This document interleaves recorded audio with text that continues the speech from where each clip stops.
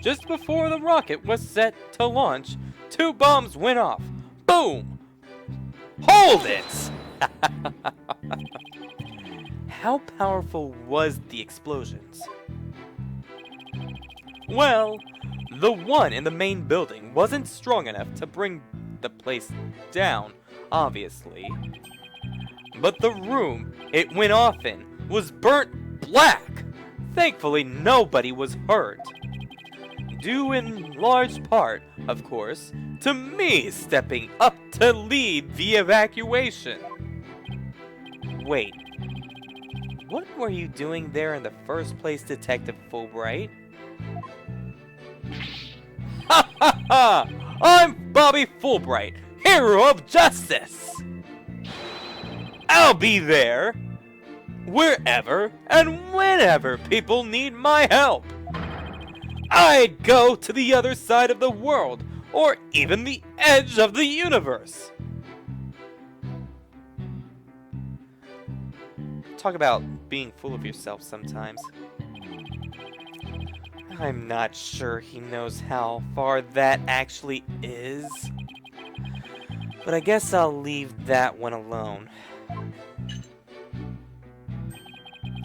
Admirable decision, Justice Dono. Huh? What's he decide? What'd he decide? Anyway, could you describe what it was like at the Space Center at the time? The bomb cut the power to the central bank of elevators and the 3rd floor lounge.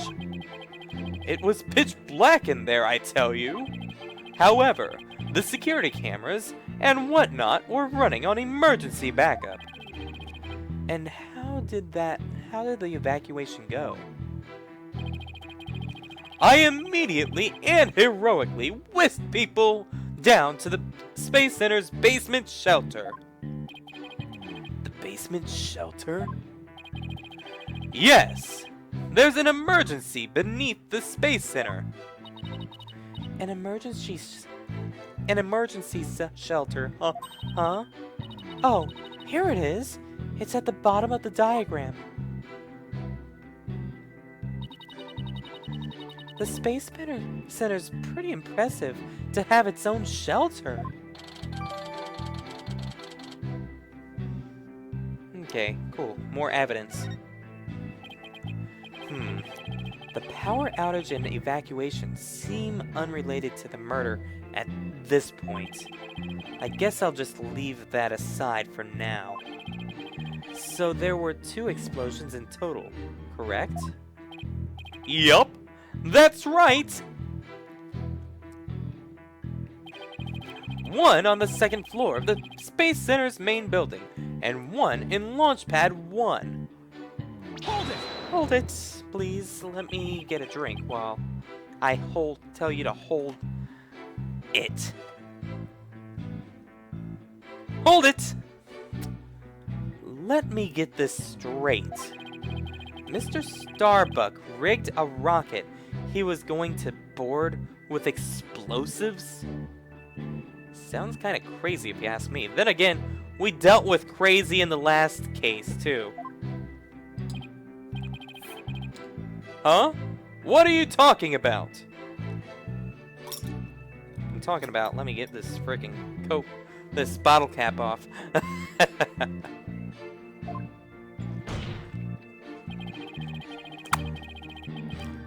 If the defendant really did plant the bomb on his own rocket, he'd get caught in the explosion as well! Oh, I hadn't thought of that! Fine. A simpleton for a simpleton. Fulbright. The motive. Understood! The defendant actually had astrophobia. What? Astrophobia? What's that? Don't tell me he's an astronaut, but he's afraid to go into space? That's freaking insane! A fear of space, naturally. Just the thought of space can cause the afflicted to freeze up.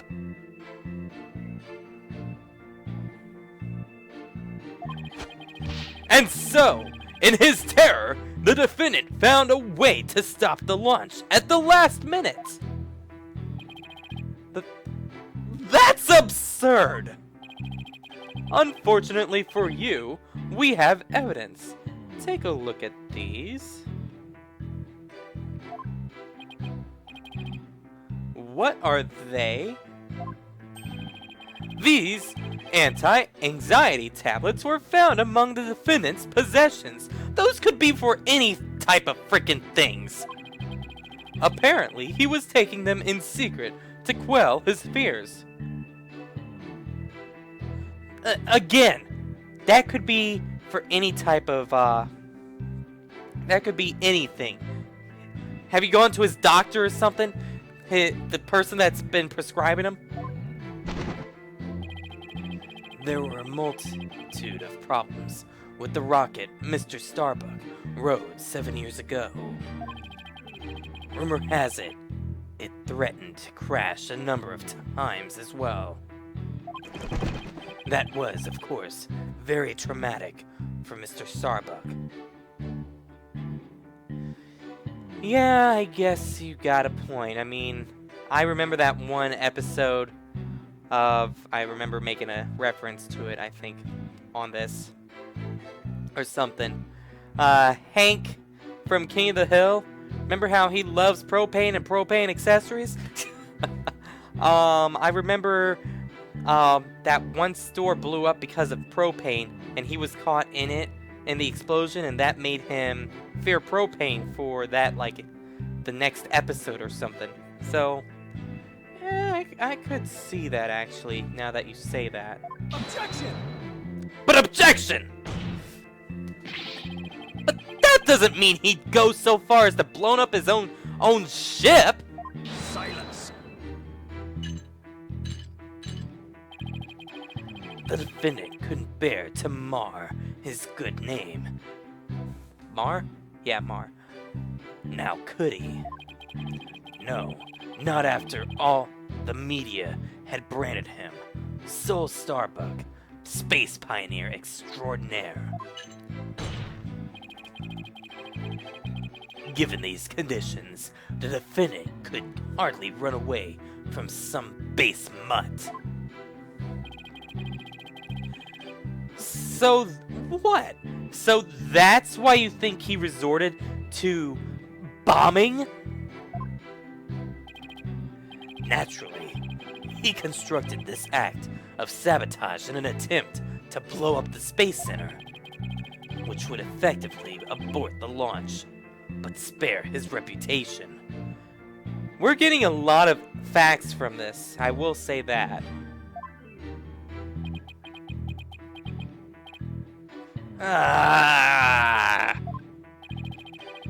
Now, I'm sure you understand why we have to bring justice down on this atrocious criminal.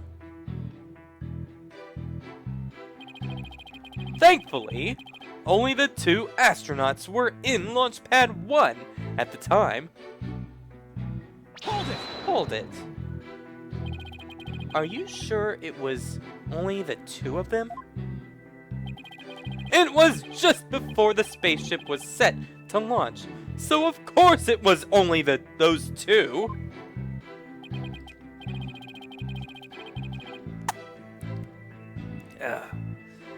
Well, there could have been somebody else inside that rocket. I mean, they could have armed the explosives, and they were also in the rocket.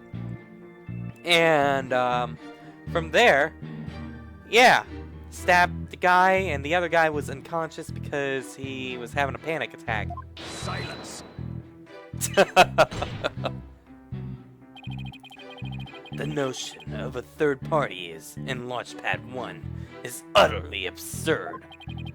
Just to enter the area from the lounge, one must pass through a door guarded by a fingerprint recognition device. Oh, fancy. Sounds like my iPhone.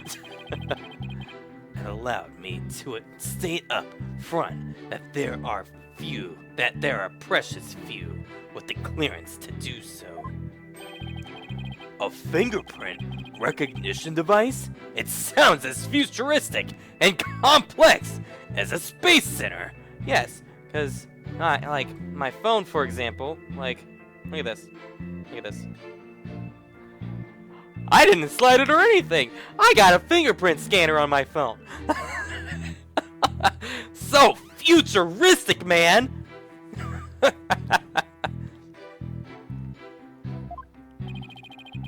Actually, it's not as amazing as you think, Your Honor.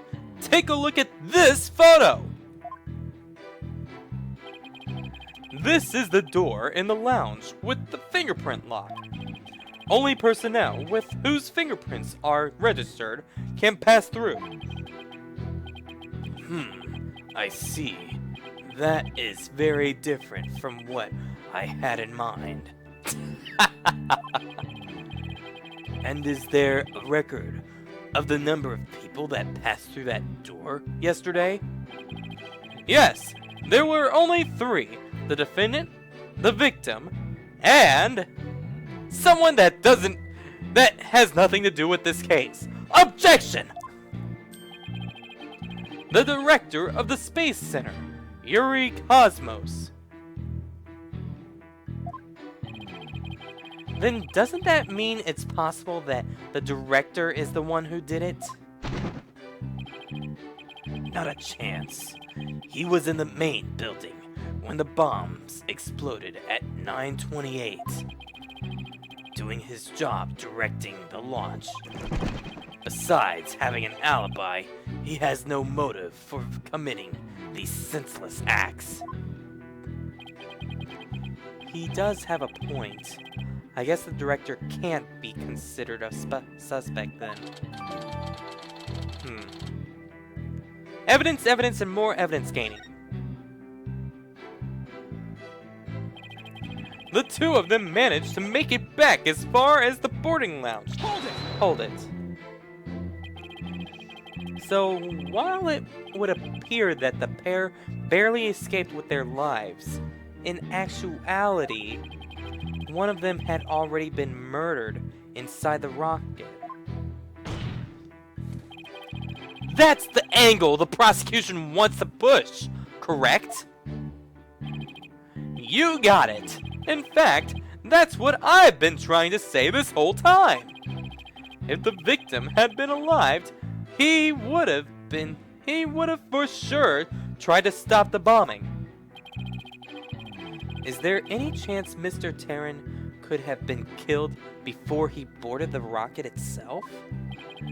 They were both alive and well at boarding time, and embarked under their own power. Their hearts full of hopes and dreams of space. Space!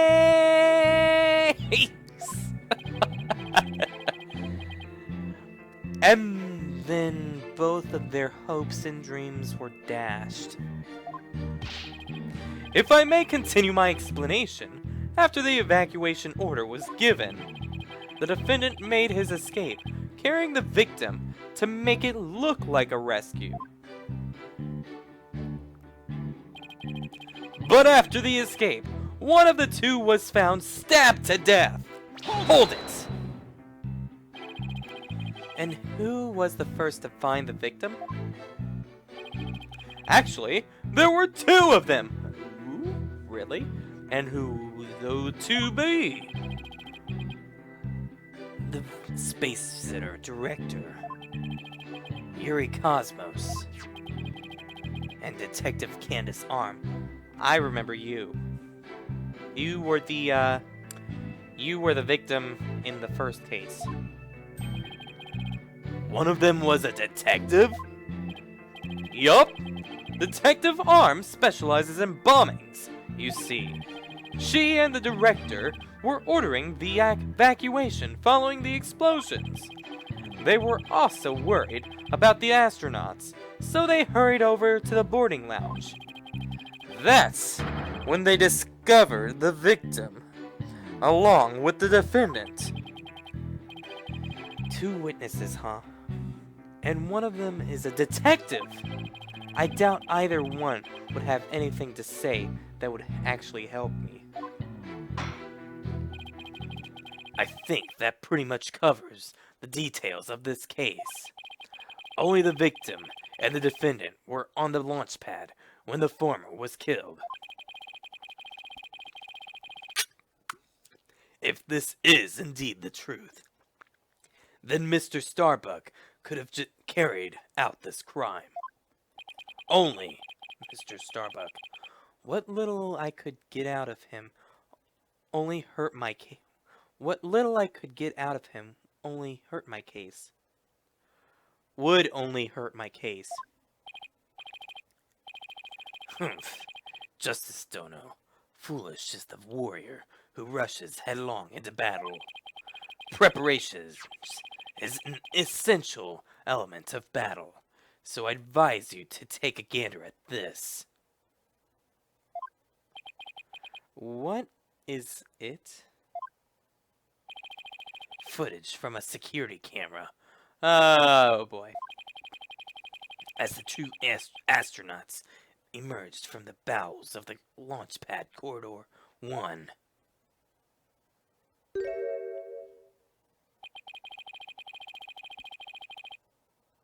The boarding lounge security camera captured their desperate escape. Now, I would direct your attention to what the defendant is shouldering. Which you can see is none other than the lifeless body of the victim.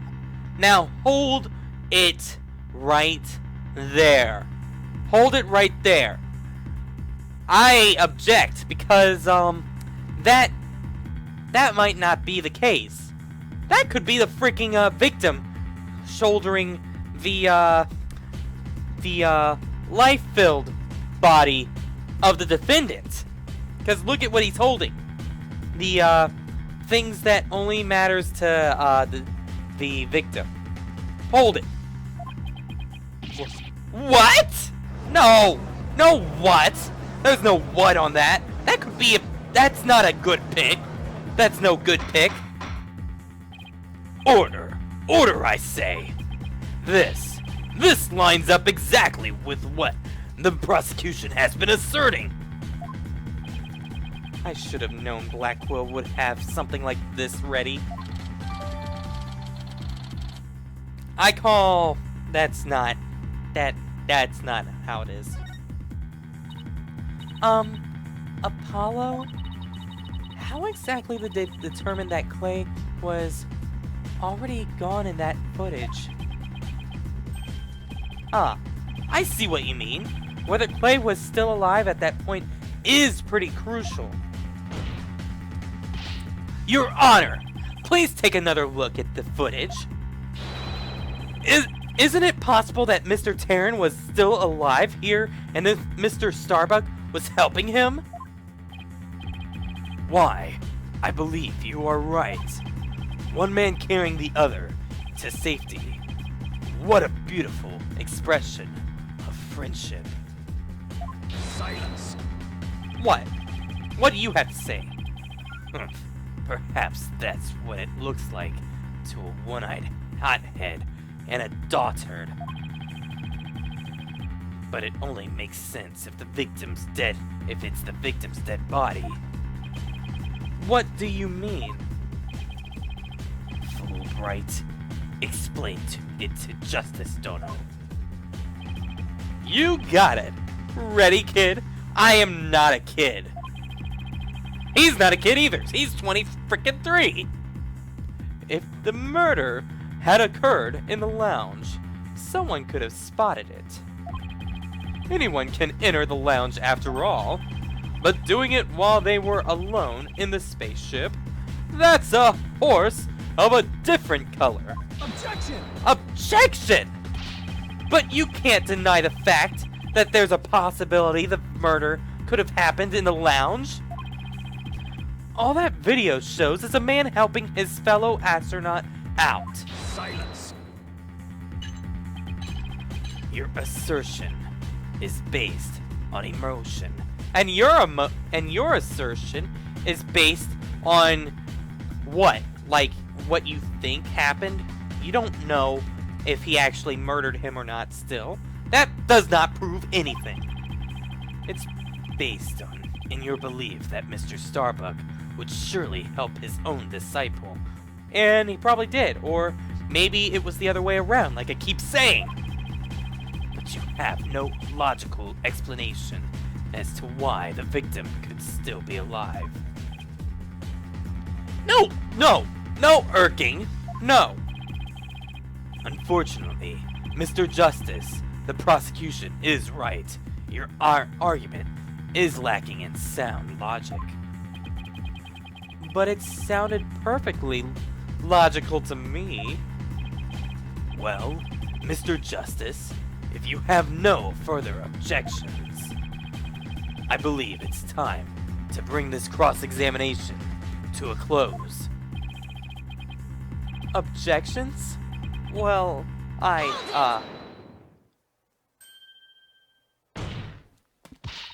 Your Honor, the defense requests a little time to think and regroup.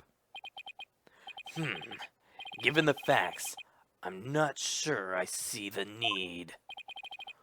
What is it, Athena? It's just, there's something that's been bothering me.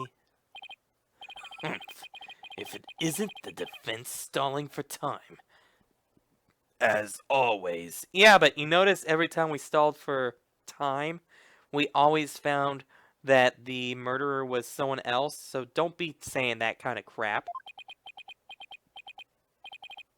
Very well. I'm feeling generous.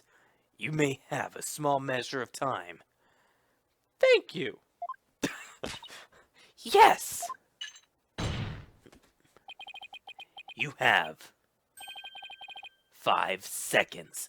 That's not freaking good enough. Oh my god. I'm gonna be a sarcastic little jerk. 5 seconds? After that, I declare this cross-examination to be closed and a verdict to be rendered. Your baldness! Raise your gavel high! It's time for a countdown! Oh! Ready? We don't have time! Spit it out, Athena! Only three more seconds! Ack! Look, I don't think the prosecution's explanation is very complete. Meaning? Meaning there's something missing. Like, they conveniently left it unexplained. Something they didn't explain? Something they didn't explain. Ah! You're right! I think I know what you're talking about. Your 5 seconds are up, Mr. Justice. Is there anything about the prosecution's argument that you would like to rebut? Yes, Your Honor! Actually, there is something I'd like to rebut. There is something the prosecution has yet to make clear to this court. Well, if you put it that way... What is it that the prosecution has failed to explain? Why was the body moved? Like, we know the motive of the murder, because obviously the guy, or our defendant, is apparently, he has astrophobia. So, why was the body moved? When the explosion could have just taken out the body. They have failed to explain why Mr. Starbuck would even bother bringing the body back at all. If the defendant wanted to kill the victim, why didn't he just leave his body in the rocket? Why go through the trouble of bringing him all the way back to the boarding lounge? Oh, that is true. I don't think we've heard the prosecution's thoughts on that yet. That's because they have none, Your Honor. After all, how does one explain something so illogical?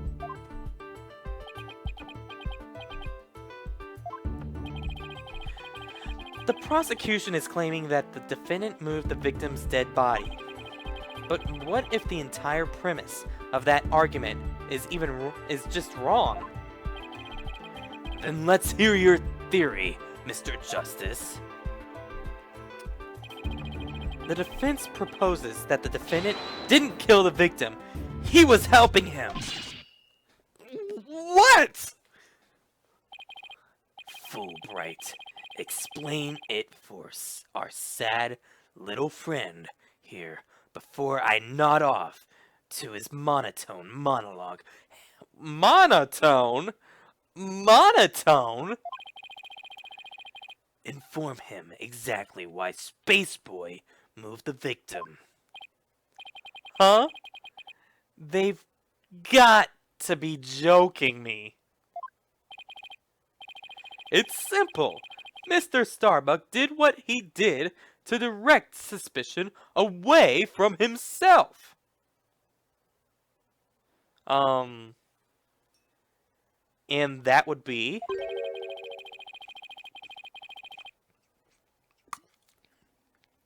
He wanted to create the impression he heroically risked his life to save his partner.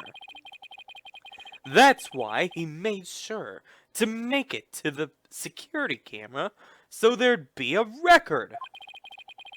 At the very least, he appears to have achieved success with you and the old man. Ah! One man carrying the other to safety. What a beautiful expression of friendship. The average person wearing a spacesuit weighs easily over 200 pounds. Saving the life of a partner who weighs as much while trying to escape deadly flames. What a dramatic sob story fit for the silver screen. Indeed, I was completely taken in by the humanity of the story. You see, yet the true ending is that all traces of his hammy act were meant to be blown up. Yes, and now we arrive at the thrilling conclusion. The third explosion. Why has this explosion not been brought up yet? Objection! What are you talking about? There was no third explosion. Silence. Indeed, you are correct. But that is thanks to Detective Arm. It was she who identified and secured the bomb. However, it doesn't change the fact that the third bomb was discovered in the lounge. The steel coffin beside the witness stand. That would be a bomb transport case. We used that to transport the deactivated bomb here. Was found in the lounge. A bomb in the form of the most distasteful toy. What? One on the second floor of the main building. One on the launch pad, and one in the lounge. The defendant planned to set off 3 firework displays. Fortunately, the third was discovered before it could be detonated, had it not, the victim's body and other vital evidence would surely have been immolated. Objection!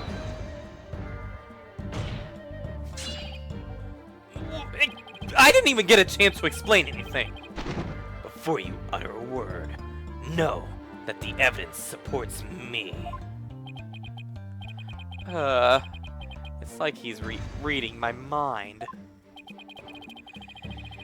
As it is, still undergoing forensic investigation, I do not have the evidence on hand. However, know that a peculiar item was found in one of Mr. Starbuck's pockets.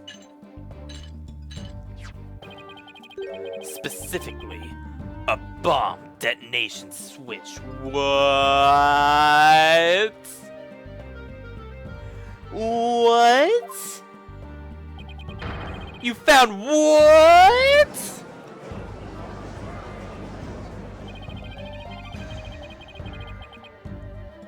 I suspect the defendant had no time to destroy such damning evidence. When the Space Center director and Detective Arms stumbled across the murder, so he thought to hide it in his pocket. Feeble brain that he is. No! Mr. Starbuck would never do anything like that. Wright